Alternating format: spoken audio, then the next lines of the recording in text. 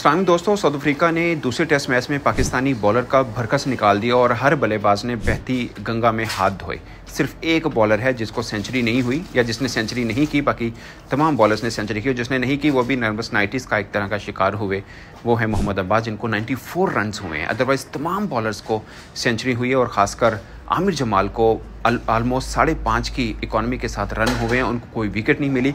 पाकिस्तान ने 141 ओवर्स किए हैं और सिर्फ कोई 12 ओवर बनते हैं जो मेडन किए हैं। आप अंदाज़ा कर लें कि किस तरह उनके बल्लेबाज बिल्कुल खुले में खेले। एक ने डबल सेंचुरी की, दो ने 100 किया। माइकल जेनसन ने आके 62 रन किए हैं। माइकल जेनसन और महाराज ने 114 यानी 114 की स्ट्राइक रेट के साथ बल्लेबाजी की है। और उस वक्त लगा कि पिच बड़ी बैटिंग है, जब पाकिस्तानी बल्लेबाज भी आएंगे तो आराम से बैटिंग होगी, कोई मसला नहीं है। मगर जब पाकिस्तानी बल्लेबाज आए तो लगा कि नीचे से शायद कोई पिच खिसक गई है और कोई दूसरी पिच आ गई है जो कि बॉलिंग पिच है, क्योंकि पाकिस्तान के पहले 3 बल्लेबाज तो ऐसे ही गए हैं। लेकिन अब देखें, मतलब इस पिच के ऊपर मुझे लगता है कि नो डाउट बैटिंग पिच है, खासकर पहले टेस्ट मैच की निस्बत देखा जाए तो डिफरेंट पिच ज़रूर मिली है, बट इतनी भी डिफरेंट नहीं कि आप 72 के ऊपर 3 आउट करते हैं और फिर 615 रन आप बनवा लेते हैं, जो मुझे लगता है कि बहुत ज़्यादा रन है। जिस किस्म की मर्जी बैटिंग पिच हो, पाकिस्तान के जो बॉलिंग अटैक है, अगरचे देखा जाए तो उसमें पेस नहीं है, इसमें कोई शक नहीं, मगर ये सबके सब बॉलर जो हैं ये बेसिकली टेस्ट के बॉलर हैं। ये वनडे T20 नहीं खेलते, इनको हम टेस्ट स्पेशलिस्ट बॉलर माने जाते हैं, जो मुख्तलिफ कंडीशन में पाकिस्तान को अच्छा करके भी देते रहे, इसमें कोई शक भी नहीं है।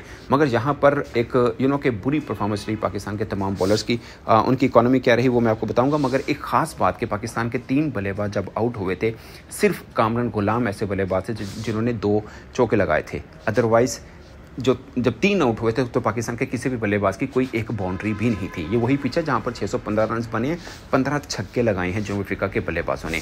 पाकिस्तानी बॉलर्स की परफॉर्मेंस का अगर आप देखें तो मैं आपको बता चुका हूँ कि 5.5 की इकॉनमी के साथ आमिर जमाल को रन हुए हैं, जिन्होंने 20 ओवर किए हैं, 110 रन खाए हैं, कोई विकेट नहीं मिली है। मोहम्मद अब्बास ने 27.3 ओवर किए हैं, सिर्फ एक मेडन हुआ है, 94 रन हुए, गचे 3 विकेट लिए, 3 सलमान आगा ने भी विकेट लिए, मगर सलमान आगा को भी 3.89 की इकॉनमी के साथ रन हुए, जो कि ऑलमोस्ट 4 बनते हैं। उन्होंने 38 ओवर्स में 148 यानी आप कह सकते हैं कि 150 रन खाए हैं, जो कि तकरीबन 50 की एवरेज बनती है पर विकेट के, आप उस तरह से अगर तोलें तो।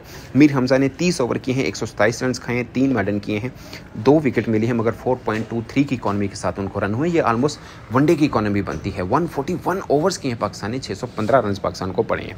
खुरम शहजाद ने 25 ओवर्स में 123 रन खाए हैं, 4 मेडन जरूर किए हैं, 2 विकेट लिए, मगर इनको भी इकॉनमी ऑलमोस्ट 5 की पड़ती है, 5 रन पर ओवर की, 4.92 की इकॉनमी है, जो कि बहुत ज़्यादा इकॉनमी है।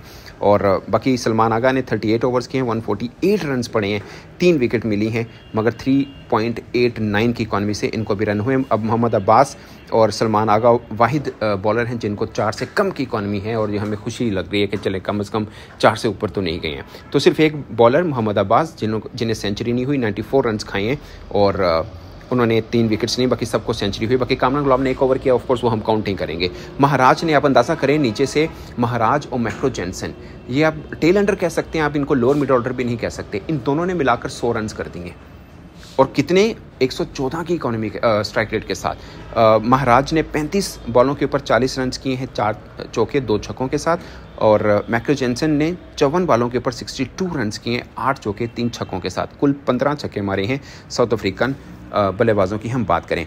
अब फिर पाकिस्तान की जब बैटिंग आई, आप खासकर शान मसूद का आउट देख लीजिए, खासकर आप सौ शकील का आउट देखें, दोनों फर्स्ट स्लिप पे हुए हैं। अगरचे कामरान गुलाम का बैड लक कह लें या क्या कहें कि आप उनका फुटवर्क ठीक नहीं था, इनसाइड एज हुआ और वो क्लीन बोल्ड हुए, बट मुझे लगता है कि वो एक वाहिद बल्लेबाज हैं आफ्टर साइम अयूब, जो थोड़े से नडर होकर खेलते हुए कि थोड़ा सा उनमें मिख नजर आए कि वो खेल सकते हैं, बट वो अनफॉर्चुनेटली वो जल्दी आउट हुए। अगर वो थोड़ा पिच पे खड़े होते तो शायद रन की रफ्तार भी थोड़ी बढ़ पाती, बट वो अब आउट हैं। शान मसूद के ऊपर इससे पहले भी क्वेश्चन मार्क रहा है कि उनकी कप्तानी में पाकिस्तान जीत नहीं पा रहा और उनसे भी रन्स नहीं बन रहे। 151 शायद उन्होंने किया था इंग्लैंड के खिलाफ, उसके बाद उनके बल्ले से रन्स नहीं बने हैं।